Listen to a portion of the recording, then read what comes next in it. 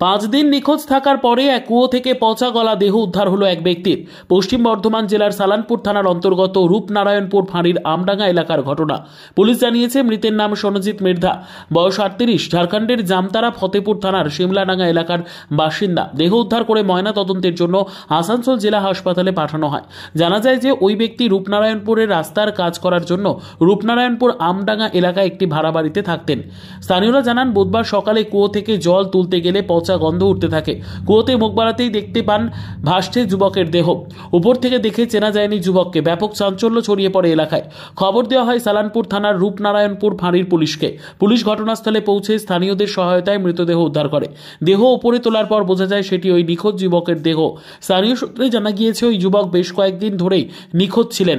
তবে তার স্ত্রী ঝাড়খণ্ডের জামতারা ফতেপুর এলাকায় থাকতেন।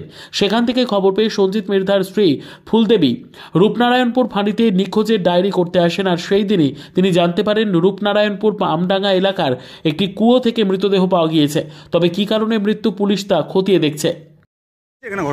ঘটনা কিছু না, আমি 3টার সময় স্কুল যাওয়ার জন্য বেরিয়েছিলাম। কুয়াতে বসে আছি, বসার পর জল খেলাম। জল খাওয়ার পর কুয়া থেকে গন্ধ বেরোচ্ছে। গন্ধ করার পর দেখার পর দেখছি একটা কিছু আছে ভিতরে। তো সেটা জানি না, সেটা নিজের ভাইকে বলেছি। ভাইও এসে দেখলো, তারপরে সবাইকে আশেপাশে লোকগুলোকে জানিয়েছি। পুলিশ এসছে? হ্যাঁ, পুলিশ এসছে। তো বডিটাকে উদ্ধার করা হয়েছে, মানে কিছু বডি পাওয়া গেছে কি সেরকম? বডি পাওয়া গেছে। তো কোথাকার ছিল সেটা জানা গেছে?